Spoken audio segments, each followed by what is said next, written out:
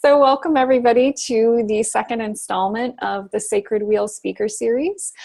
Each month of this year, I'm talking to a new guest about the subject of creating a world of peace, justice, beauty, and delight. And this month, I am so excited to be joined by Dawn Gibson. Dawn, do you want to say hi and introduce yourself? Hi, I'm Dawn Gibson, and I am a soulful somatic psychotherapist, and I am also a transformational speaker. I help you be the woman you want your daughter to become by helping you heal generational patterns and trauma that you don't want to pass down to your girls.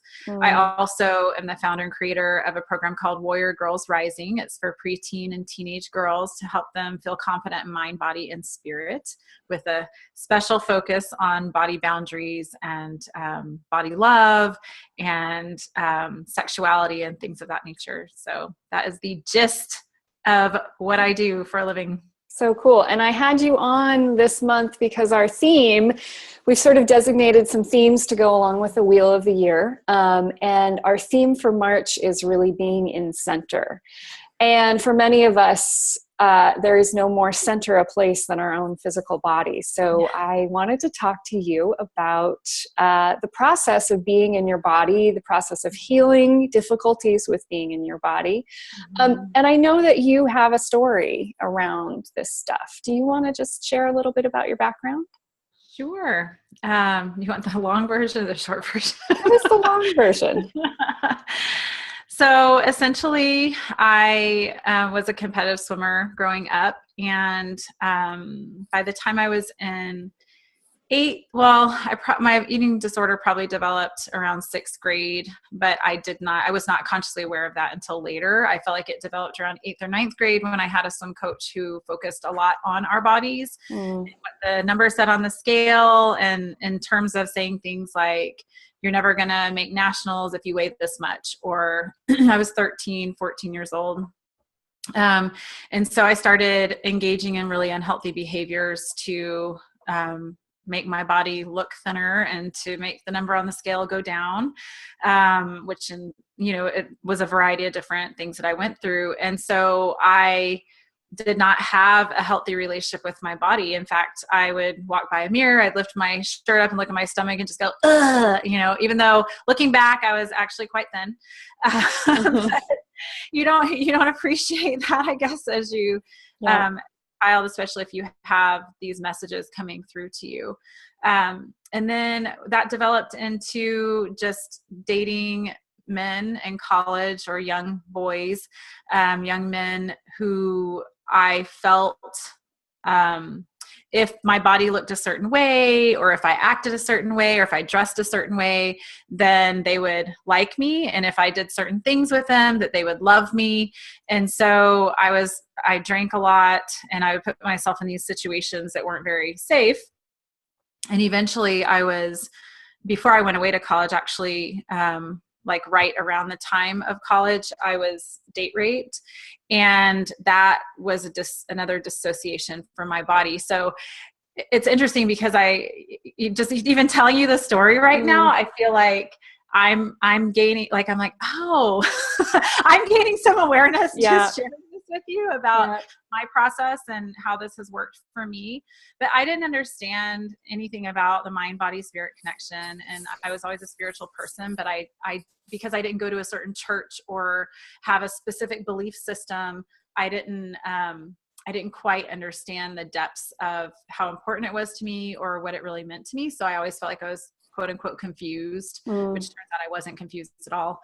I just wasn't accepting those things. And so over time, I went to therapy. I got a somatic therapist eventually. And a somatic therapy is really just somebody who can help you move trauma through your body, instead of using talk therapy, which keeps us in that track, in that space of almost re-traumatization, helping you get into the body and see where you're holding trauma in your body, and then helping you move it out of your body. And so that brought me to where the work I do today, which I feel is really powerful and potent and transformational. And I also incorporate divine feminine dance as well, because why not? Mm-hmm. It's amazing. Mm-hmm. Movement's amazing. So Mm-hmm. Tell me a little bit more about Divine Feminine Dance, because I've seen you give presentations on this before, but I think it'd be really fun to just let people know what that is. yeah, so I was trained. So I went through a class called The Art of Feminine Presence, and I learned that was my first exposure to Divine Feminine Dance. And it was really powerful for me because they just, in that class, they teach this very simple meditation where you just barely move your hips back and forth. And then you witness each other. There's all these different things that go into it. And and this was after my third child was born. It was a year after she was born. I was trying to do something for myself. And I didn't realize how much anger I was holding in my womb. And so for me, it was really powerful because, one, just doing this simple movement on my own, quietly listening to music, it got me in touch with that deep part of myself that I didn't even know was happening. And so I had this huge release while she's walking around saying, feel this pleasure in your body, like feel the pleasure. I'm just like, so I'm like, what is she talking about? That doesn't feel good at all. Yeah. And so it was really interesting to me. And then I was a talk therapist for a long time, and I started feeling like, there has to be more. Like, this just isn't. I was working with kids at the time. I was like, there just has to be more. This isn't working for me. So I got trained in Hakomi body-centered psychotherapy, which was actually my first contact or training with anything having to do with the body and mindfulness and all of those things. And that was about 10 years ago or so. So I went through some training with them, and that kind of led me into going into the body. But then I was doing the mindfulness work for a long time. And then again, I had that same, like, there has to be more. I know there's something else. Like, I'm not sure exactly what it is. And then a friend of mine, Lindsay Para, who you know also, she told me about Koya, and she told me about Rochelle Sheik, who was the founder of Koya, and then also another woman who taught Koya and did some feminine retreats. So it happened that Rochelle was coming into town. I got trained. I did a little weekend training to be able to teach Koya. And Koya is really about helping women come home to themselves and realize that they are wise, wild, and free. And it incorporates yoga and some hip opening, heart opening, shaking, all these different intentional movements. And it's 13 pillars. And so you move through each one very methodically. Mm-hmm. Now, I'm not a Koya teacher. I don't teach Koya. I had never planned on it. But what I do is I bring aspects of Koya because it is so powerful. In the classes, if you can find a class near you, it's QOYA. They're really phenomenal. And it's sisterhood. It's spiritual connection. It's connecting to your body. It's connecting to the shadow. It's moving emotions through your body. It's experiencing joy. I mean, there's so many different ways that you can move through a Koya class and Koya movement. And so what I do is I incorporate it with the mindfulness and the ritual and the mindset and the emotional and all of those in the spiritual work that I do, just to enhance the movement of energy, feelings through the body. Mm-hmm. So what I'm hearing a little bit from your journey is that the body piece was key for you in actually releasing the trauma. Would you say that's true? Like, can you talk a little bit about the difference between just processing it through your mind and actually processing it through your body? Yes. I actually have notes because it's a little sciencey for me. Great. So, if you don't mind, do it. I would like to just kind of talk a little bit about that. But one thing I will say, what I talk to clients a lot about, I work with anxious women. Not all of them are anxious, but I do work with a lot of anxiety. I had my own issues with anxiety over the years as well. And anxiety is just, it's all heady. It's all in the head. It's worry, it's self-judgment, it's judgment of others. And what happens is throughout our lives, we disconnect from our bodies. And it's not an intentional disconnection. It's either through, and I do want to talk a little bit about the word trauma, because sometimes people feel like, well, I never experienced any trauma. I wasn't raped, or I wasn't abused as a child. My parents are awesome. There is also an in-between. It's not just PTSD or rape or things like that. Like it's shame, it's guilt, it's those feelings that we carry that maybe were put upon us by feeling like we weren't enough as children, or feeling like we needed to be perfect, there's so many different ways. And to me, it really is subjective. Yep. you want to say anything to Yeah, that? I was going to say, or even just living in a culture where women's bodies are put on display, Yeah. and we are like, I was going to say, or even just the patriarchy, right? Yes. Like even just that, being raised, female in, or male actually, or any gender in Yes. a patriarchal setting, it's almost designed from the get-go that disconnect from body is necessary for the system to function, right? Yes. And when you experience, so this is where I'm going to go to my little notes here, but there's a woman I was listening to not too long ago. Her name is Rachel Maddox. She's also I think she's a somatic coach, but she calls trauma an embodied violation hangover. It's a violation that stays in your body long after the violation ended. And I love that because that's exactly what it is. And what happens is once we receive or experience a trauma, our nervous system perceives the threat automatically. And so what happens is that our body will go through different phases of the perceived threat.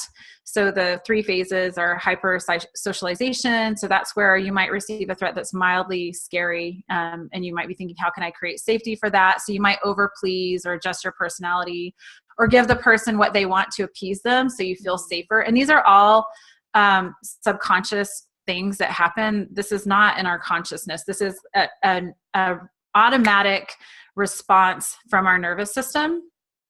And then the second level is a fight or flight. So you're either rushing toward the threat or away from it. It's fast, it's instantaneous. And if you only employ this if your system believes that you'll actually win the fight or the flight. If not, then it moves into the third level of neuroception, which is it freezes, you leave the body, which is what happened to me during my experience, by numbing out, checking out. And a lot of women who experience anxiety, this is the place that they go, which is why a lot of women also, and maybe men, I mean, I work with women, so I speak to women, but it's why it can be hard for some people to meditate because they go into that freeze response. And so what I believe happens, and I'm sure there's some science somewhere to back me up, is that, this stuff happens to you and it's not something that sorry, I'm trying to get back to the screen. It's okay. It's not something that you're conscious of. It's not something that you think, oh, I'm scared, or this is, what's happening? I'm disassociating. Right. Exactly. But the meditation piece I think is so important because I feel like, we're told meditate, get still, be present. I mean, that's what I teach. Yeah. But for some women, you just can't. Like you are disconnected, you disassociate. As soon as you try to get still, everything starts coming up here, or you're feeling, like I said, that freeze response. And so that's where it's important for you to find what works for you. Maybe it's a moving meditation. Maybe it's going out in nature and listening to the birds and noticing the beautiful leaves on the tree, feeling the wind on your face. Like that's still a present moment moving meditation. So if anyone out there feels like I can't meditate, everybody says I need to meditate, that may be why. And guess what? You get to do it your way and you get to do what feels right for you. I don't even know if I answered your question. No, you did. And I'm going to take it just a little further, which is then what happens? Do you have any science around what happens actually when you do connect with your body and what happens in the process of actually physically releasing something from your body?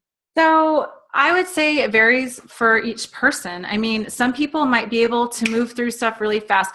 The way I view energy, or the way I view emotions and trauma and all these things, like emotions are just energy wanting to move through your bodies. And over time, we are told, don't cry, or, oh, stop being so dramatic, or whatever the messages that we get. And so we start stuffing. So essentially that gets stored in our cells. There's also the ancestral component too, right? This stuff is passed down. I don't know a lot about epigenetics, but if you research it, you will see like this stuff is passed down from generation. So a lot of this isn't even our own, but we have it. So what can we do? We can process it.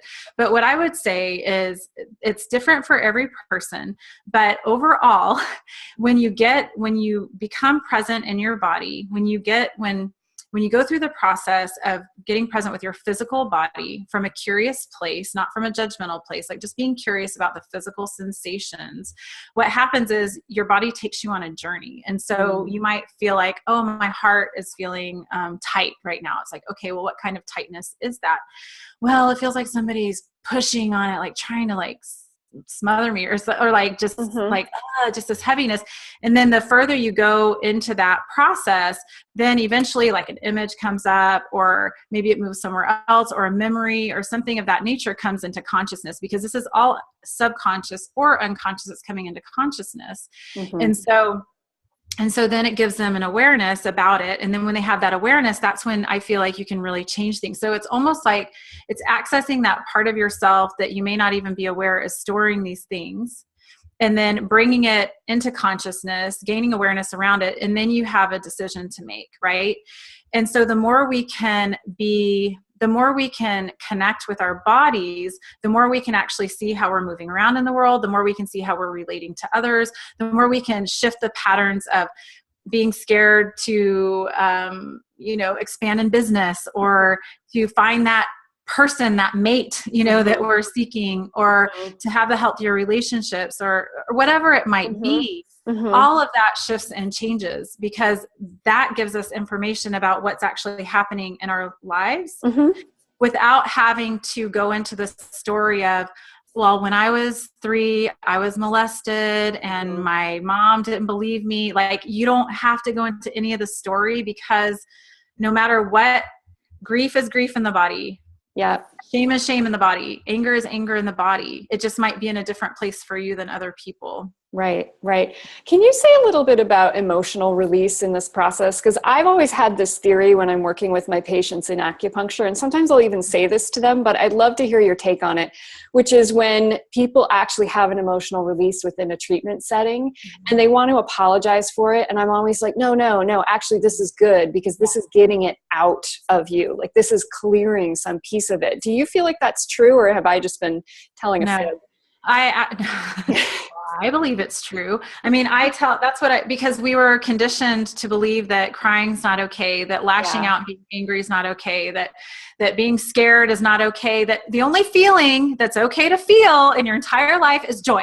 And if you're not feeling joy all the time, then there's something wrong with you, and you're not allowed to feel these other feelings, right? Or you're oversensitive, or whatever it is, that the story that you were told growing up, or from other people in your life. This is part of why I love the divine feminine dance, and some of the stuff I bring into my work, and some of the stuff that Rochelle taught us too, is dancing with the shadow parts. And so I will dance, like, I don't mean to bring up politics, but I'm just going Go for it. No, this is an okay place to do that. Okay. During the election process, especially after the president was elected, I danced with grief. Like, I danced with sadness. I put on the saddest music I could find, and I cried, and I moved my body, and I allowed my body to lead the way, and I allowed my body to move through the sadness. But then I would also contrast that, and I would dance with joy. And so what I found was that I had joyful things going on in my life, but then this whole big sad thing happening for all these people I care about, and and even women in general, and gay and lesbian, like everybody, and minorities, and all these different things. And so I found myself really holding both at the same time, but using the dance to allow that release. And yes, absolutely, because if you believe, or if you can buy into the belief that emotions are just energy wanting to move up and out, or move through your body, then that is what crying is. It's just energy moving out. You're moving all of it out. And I think crying is so important, and we don't give it enough credit. Yeah. And I think especially going back to this piece of like the thread of the patriarchy that goes through all of this, right? This idea that joy is the only emotion we're supposed to feel, especially true for people in female bodies, especially true for anybody socialized female, because there's that whole thing of like men on the street telling you to smile, it's not acceptable. And I feel like the divine feminine piece goes back to, I really do believe there was a time when women were instinctively taught this stuff by their parents or by their mothers or their female relatives, where instead of it being like, don't cry, you got to smile, keep your legs closed, like don't be in your body, there was this sense of like, here is your body, here is your birthright, here is how you move through the world. And I feel like that divine feminine dance kind of goes back to that earlier time, you know, pre-patriarchy, if we want to think about it, where women, like, this is what we were taught by our mothers and grandmothers. And now we're taught to, like, you know, chew with our mouth closed and smile. Right. And we're also taught, you know, don't be a slut. Exactly. But there's something wrong with you if you're a virgin. And we're taught, don't show too much skin, or why are you such a prude? We're taught you should not have sex before marriage, but I want you to be my friend with benefits. You know what I mean? There's so many different messages that go into all of that. And we're also conditioned from an early age. I've been thinking a lot about this lately, especially because I'm working with girls again. Yeah. And I worked with girls for years, and I just started back in January, and I have a 7th and 8th grade girls group, 10 girls. And it's been interesting just how early, and I know it starts early, but like, and I already know this, I have kids and I've been very conscious about what I've exposed them to, but like seeing it in my face, you know, knowing what I know now, because back then I worked with girls and I was good at it, but now I have a deeper understanding, right? I've changed and I've shifted and I've grown. And so it's just crazy to me, like even the messages that they don't even realize they're getting, that I'm having to tell them, like, oh, well, the reason this, blah, blah, blah, blah, but I'm able to educate them. But it's just, it's sad. It's sad and it's angering at the same time. Yeah.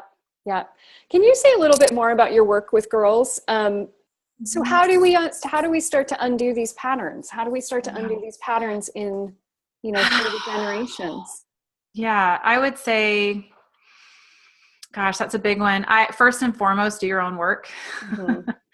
You know, heal yourself, go do what you need to do to heal your own patterns, your own beliefs about what it is like to be a woman, or what it looks like to be a woman, and what it means to you to be a woman, also around your sexuality, also noticing your judgments, your triggers, all of those things around sexuality and being a woman, around your own body, like all of that. First and foremost, it starts with you from the inside out, right?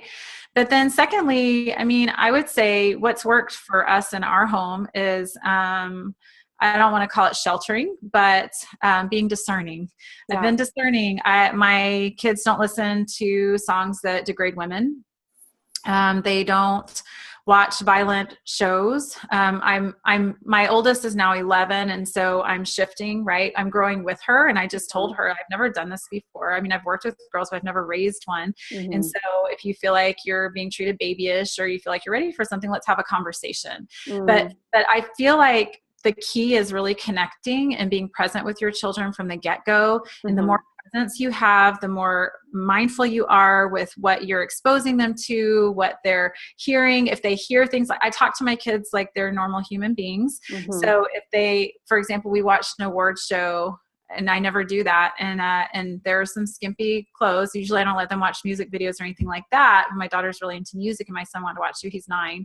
And so we talked about it. It's like, what do you think about what they're wearing? And how does that make you feel when you see that? And what message do you think that sends? Like I ask questions and open up the conversations.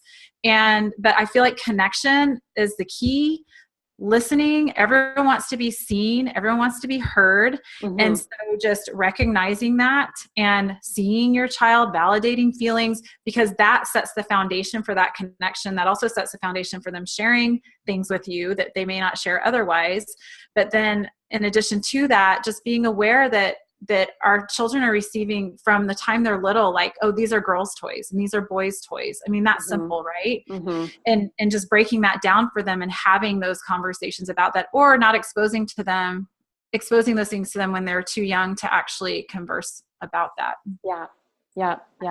And I would say, just to loop this back into a little bit of a queer perspective too, like when you're saying, like, figure out what it means for you to be a woman, I would say figure out what it means for you to be whatever gender you feel like you are too. And I feel like that piece, even the gender binary, is the piece too of that patriarchal oppression. No, you're right. On us. You're right. Yeah. And in my family, we've had lots of interesting discussions, right? Because we have two different gendered females raising a boy.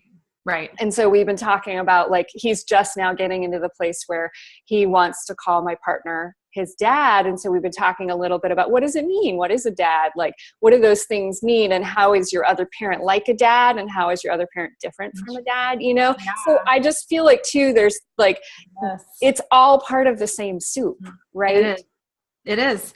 And that's the thing. It's just like, for me, spirituality, it's like, just put it in your situation, right? It's like, I don't believe in like God, but I believe in other things. But it's like, put it, like, take whatever I'm saying and like make it your own, essentially. Yeah. Because there are so many different situations. And I love how you're having that conversation with him and how you're being open to what he's exploring, you know. And I will say, like, I have my youngest daughter, just on the same note, sort of similar note, but not exactly, but the gender note, she, for a while when she was 3 or 4, she was asking me, like, Mommy, if I wasn't born with a penis, can I get a penis? Like, and she wanted to be called Jacob, and she wanted to wear her brother's clothes, and she, you know, and we just had these conversations, like, and I was honest with her. I told her, I was like, well, yeah, sometimes people, they grow up and they take certain medicine to make their bodies change. They might have surgery, and, you know, and we just had the conversation. Then she moved out of it, and then she moved back in. She's like, I want to get a mohawk. I want to chop all my hair off. I want to look like a boy.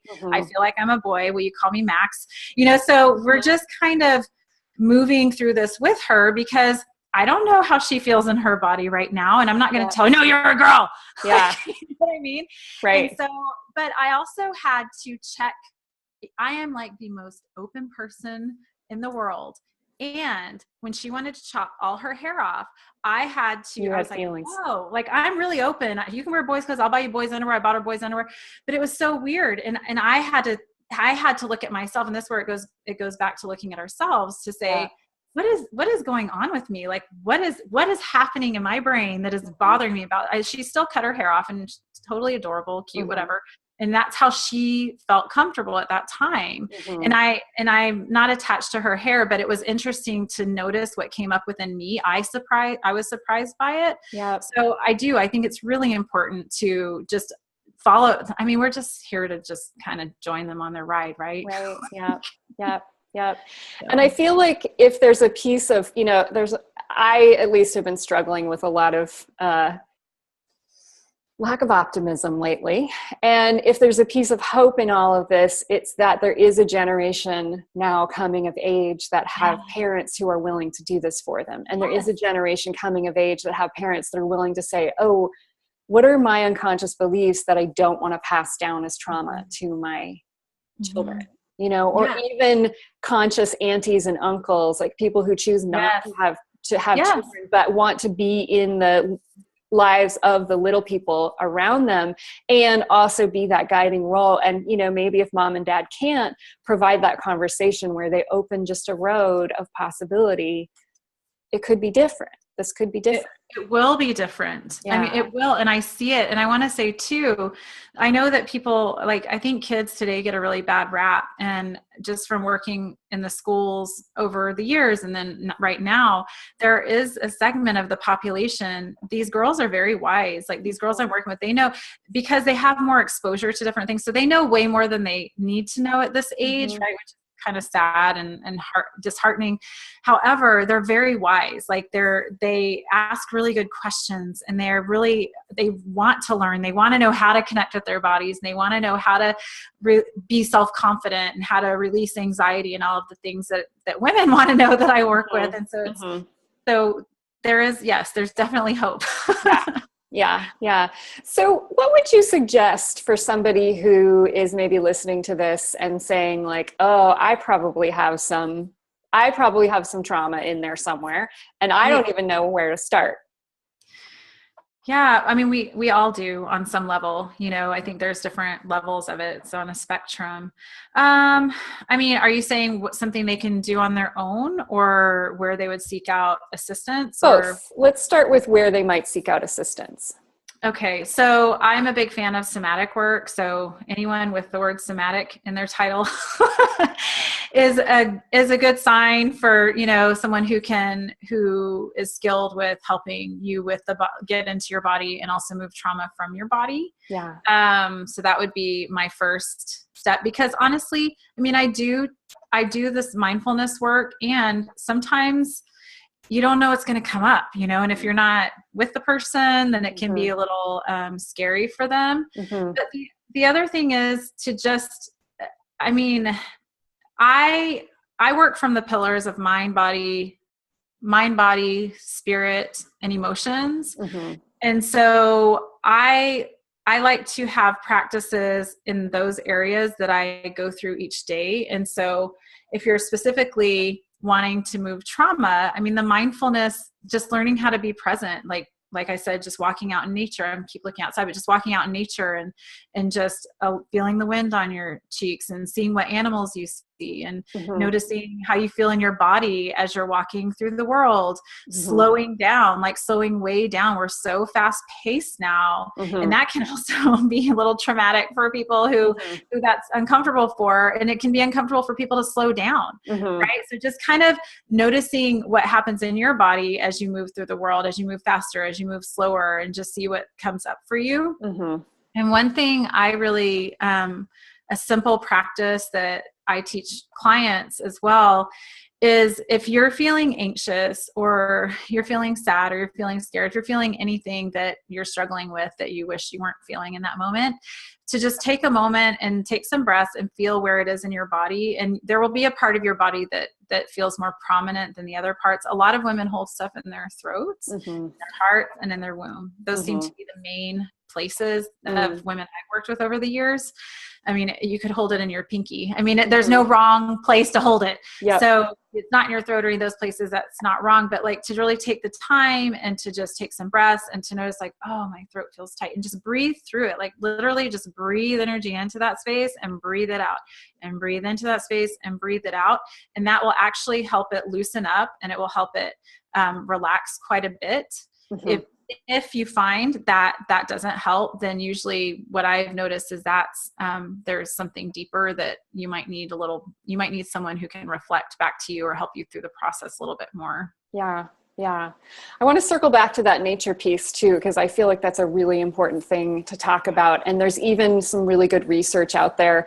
But when you think about it, so nature is set up in this way where when there's a threat, everything in nature reacts to it, right? So the birds will stop singing when a predator walks through. And usually for us, that predator is us. So actually taking some time to get quiet in nature and allowing things to return to a baseline, they have shown, is automatically de-stressing for the body, because there's this sort of innate wired response that we have to hearing things return to baseline. The birds are chirping, the wind is blowing, the animals have relaxed and have started, doing their little daily, chores of gathering and scurrying. That clues us in to this idea of safety that is hardwired in our body, right? Because we are animals. And so I just want to cycle back to that nature piece too, because just simply sitting and being still in nature and allowing the animals around you to start ignoring your presence so that they can return to baseline is in itself sort of de-traumatizing. Just wanted to throw that piece in. And adding to that, finding a sit spot for yourself, finding a spot that you go to every day in nature, and then seeing how over time and through the seasons, how things start changing from that one perspective, that one point of view, can be really fascinating too. Yeah. And I think they've even done studies that sort of the variegated pattern on your eyes, light coming in to your brain from nature, so the variegated and variety that nature gives your eyes is very different from the constructed right angle, sort of civilized settings that we've set up. And even just that difference in the light that you get when you're just looking at something that is absolutely natural versus man created, sends signals to your brain. that are relaxing and different. So there's all kinds of medicine in nature. Yeah. There really is. And if you can't, like if it's negative 39 degrees and you can't really sit outside in nature, then bring it in. Like find something to bring inside. You know, it's not going to be exactly the same, but there's still that connection piece. I know for a long time, I didn't go outside much because it was so hot in Texas. I hate being hot. Yeah. And it was really hot. And then Lindsay had actually suggested to me, like, make a nature table, bring some flowers and bring this and bring that. Cause I was like, oh, we don't do nature in Texas. It's too hot. And this was only like 3-4 years ago. Now I can't get enough of being outside. Yeah. And so just even making, if you're not a nature person, even making that simple shift can help shift your perspective, your appreciation, everything. Right.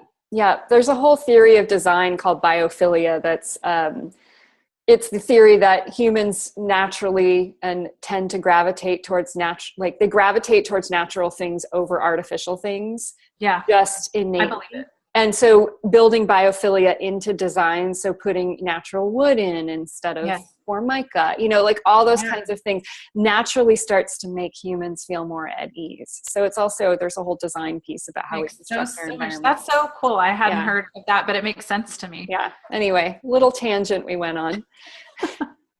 So let's go back to this breathing. You said you had a simple sort of mindfulness exercise you might be willing to share with us. Yeah, sure. I have a few. Let me think which you want to share. Okay. I mean, I like the color release one that I do just because it is simple. Anyone can do it, and people seem to get something out of it and like it. So sounds great. Do you just take y'all through it right now? I would love that. Okay. So just feel your feet on the floor. Take a couple deep breaths. Just notice your bottom in your chair or whatever you're sitting on. Notice whatever's supporting your back. And as you have your feet on the floor, just allow nature, Mother Nature, the earth, to come up and support you. Just become aware of the space around you. And we're just going to be curious, as if you're meeting a friend for the first time. And so in your mind's eye, go ahead and, this might feel counterintuitive, but bring up something in your mind's eye that maybe you're struggling with right now, something that you want to release or heal, gain a little bit of awareness around. Maybe you've been scared a little bit more lately, or maybe you've been feeling kind of down about what's been happening in the world. And just notice that. And as you tune into that feeling, that energy, see where in your physical body that it resides, and just start noticing the physical sensations in your body. So it might be a heaviness somewhere. It could be a buzzy feeling, could be numbness, could be a squeezing or a pulling sensation or a sharp pain. There's no right or wrong. It is what it is.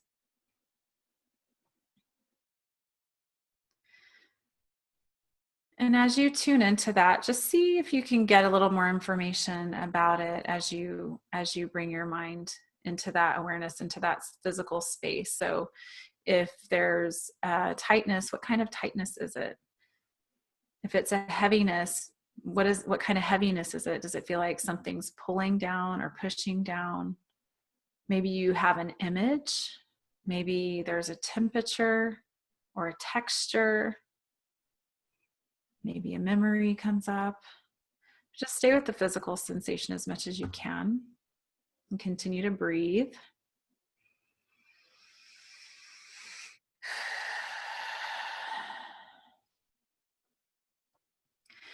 And then give that space in your body a color. Whatever color comes to you first, that's the color.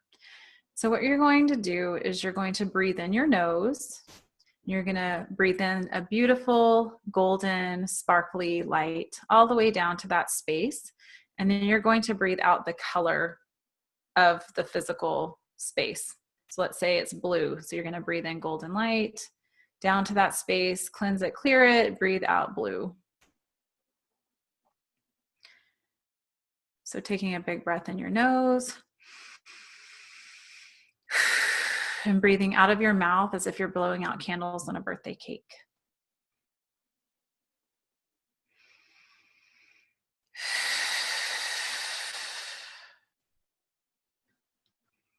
And do that a few more times. Breathing in the golden light, breathing out the energy of that feeling.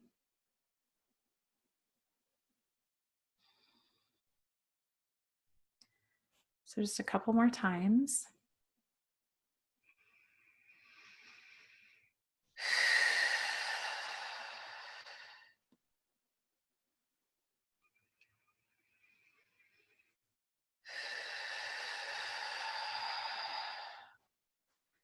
Now tune back into that part of your body and just see if anything has shifted. And again, there's no right or wrong way to do this. These are your feelings.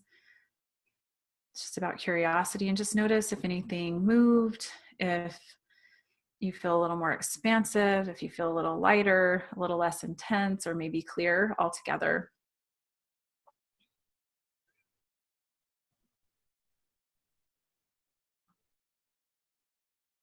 And then whenever you're ready, open your eyes and just notice the first three things you see physically in front of you.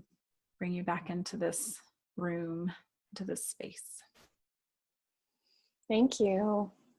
Welcome. I noticed that even just the very first part of that exercise of just noticing how the thought in my head created a feeling in my body was incredibly illuminating. So even if you don't get past, like I know sometimes people have a hard time following things through. So even if you just get to that first part, I was like, oh, I didn't even know that situation was making me feel something physically, even that awareness. Right. Yes, because any physical issue you might be having is related to something emotionally. I mean, It is, even if you don't know what it is, or if you're not aware of it, that it's related. And once you can give that attention and have that epiphany and awareness around that, that's when things can really begin to shift. I mean, this moves the energy through, but I feel like usually I prefer to do this when the person's in the moment of it. I typically don't like to take people into a space that doesn't feel comfortable for them. And if you're in that space, then this is something, if you can remember, it's like, oh, let me sit with it.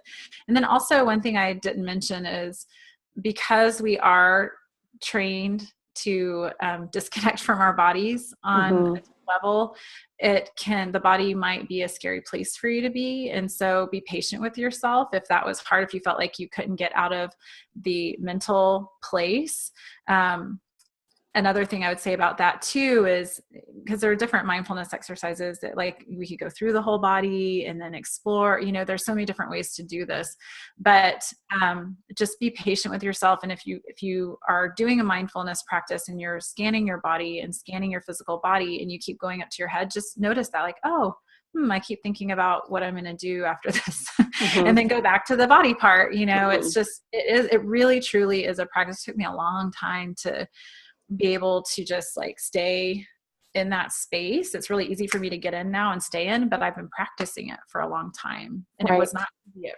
first. Yeah. And some days are easier than others too. Yeah. Even now. Yeah. Thanks for that reminder. So tell us a little bit about how people can access you after this interview, if people are interested in what you have to offer. So I have a website. It's dawnkgibson.com. It's DAWNKGIBSON.com. Okay. We'll put a link below the video. Okay. And I have, right now on there, I have, if you wanted to opt in or subscribe, there's a practice to help you. I call it shift negative energy in one simple step. And really, I don't believe in negative energy, but people associate negative and positive. So yeah. But what I'm saying is, it's a practice that you can do. It's a shaking practice you can do to start your day up in a joyful state. It's a practice you can do if you're feeling heavy that day, or if somebody's annoying you and you're feeling irritable and you need to just shake it out. Use it for all different types of things. You can also use it if you're trying to call in something that you desire and that you want. So there's different ways you can use that, but that's on there. It's a video. And I also have a Facebook page, Dawn K. Gibson. I'm on Instagram as Warrior Girls Rising, and then also Gibson. And then I have a group for moms with daughters called Be the Woman You Want Your Daughter to Become. And that's a Facebook group. So those are many different ways that people can connect.